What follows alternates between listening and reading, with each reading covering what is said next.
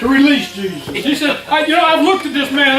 I even sent him to Herod, and he found nothing in him. I'm just going to chastise him and let him go. And the elders, the elite of the church, the Jews, as Jesus referred to them as, they were the ones that should have known the very day and the hour that Jesus was going to ride that donkey into Jerusalem and declare that he is King of the Jews. But I'll declare unto you, they rejected him and said, give us Barabbas. And he was a popular man, no doubt a politician. He was guilty of murder and sedition, trying to overthrow the Roman government. And that's what they thought Jesus was going to do. They thought he would come in power and might and set up the kingdom right then and there. They couldn't understand a Savior that was meek and mild, that would lay down his life. But that's what it took this morning. I was talking to a fellow the other day. My wife had a doctor's appointment at the hospital, a heart specialist. I was sitting out in the lobby, and several of us struck up a conversation. And one of them said, I believe in God, but I'm not very religious. And I just kind of smiled, and I said, well, I look at it like this. Religion is man-made, but salvation is of the Lord. It doesn't matter what you call your church. Bless God today, if you're anchored in Christ Jesus the Lord, you're my brother and my sister.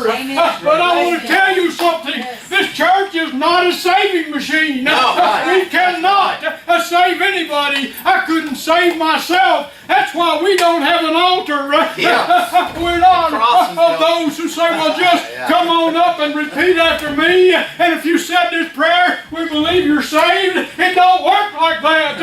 God is a spirit, and He seeketh such as to worship Him in spirit and in truth. The only way you're going to be saved is to steal off someplace. That's right. He said, lay your life down. Bless God today. Enter in your closet and shut the door. Shut the world out. And it's just between you and the Lord. And when you turn your life over to Him, when you say, Lord, I give up. I surrender. I can do nothing. I can't save myself. All my good do's and good deeds empty rags to the Lord. That's right. That's right. And I'll declare, when you finally look to the Lord and truly give up. And I know the way we say it, it sounds like, I had a brother one time say, it sounds like you brothers are saying, Lord, just kill me. That wasn't what I had in mind. I said, Lord, I've made a mess out of my life. I'm willing to die, but you take charge of it, and you lead and guide, and I'll follow you. Bless God today, and I've never been sorry. I'm just like you said, you and I went down the same road a lot. You were a lot like I was when I was young, and I was praying, Lord, don't let this kid make the same mistakes I did. And I believe somewhere along the way God spoke to your heart. I'm not putting any power in my prayer. I know you had to pray for yourself. But we all pray for one another. And the Lord hears our cry. Yes, He does. That's right. No prayer is ever wasted. That's right. I can sit now and pray for people that used to abuse me. And truly mean it. That my worst wish to my worst enemy is to meet him in heaven. I truly mean that. There was a time I couldn't have said that. There was a time I tried to settle things my way, in my strength. Me too. But I'll declare unto you, when you reach the end of yourself and realize that He is God, and besides Him there is none other. That's right. There's one God, Other name. and there's one way to God. His name is Jesus Christ. Amen. Don't you let anybody else Yeah. tell you that all roads lead to heaven, because they most certainly do not. No, Even the devils, they believe and tremble. Yeah. Woo!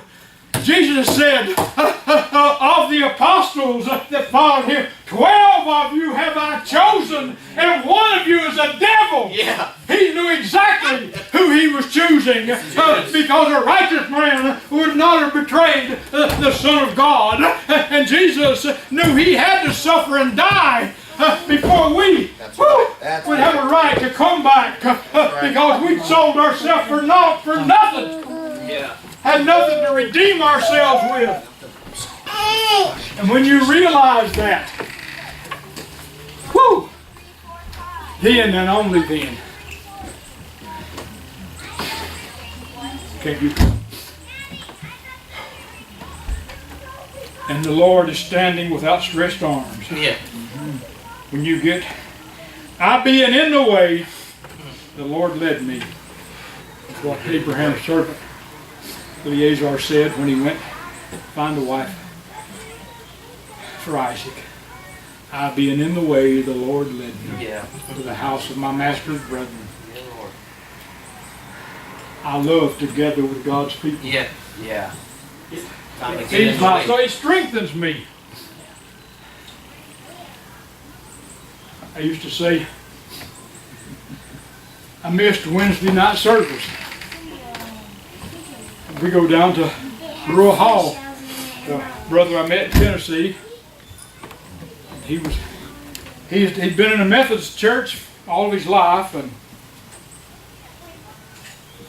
they got to wanting him to perform same-sex marriages. Oh boy. He said, I will not. And they labeled him a troublemaker. And he left them. He's in the Southern Baptist now. Good man, I love him. And we have a lot in common. Go down there and we do a Wednesday night Bible study with them, and I can't get enough of this. You know, we eat food naturally so every day, 3 times a day. And me, I'm usually snacking in between time. I don't show it, but I know you did. won't get into all the gory details, but I've lost over half my bowel, large bowel, 4 different surgeries, and I can't keep weight on. My wife hates me because of it. No, seriously, but I'm thankful just to be alive and just to be able to come out to the house of the Lord and fellowship one with another. And I'm going to get out of the way and Done well. come on. I love you and the Lord loves you. I'll pray for you, but Jesus is the only one that can save you. When you realize that and give it all into His hands, then Amen. you're getting right. That's right.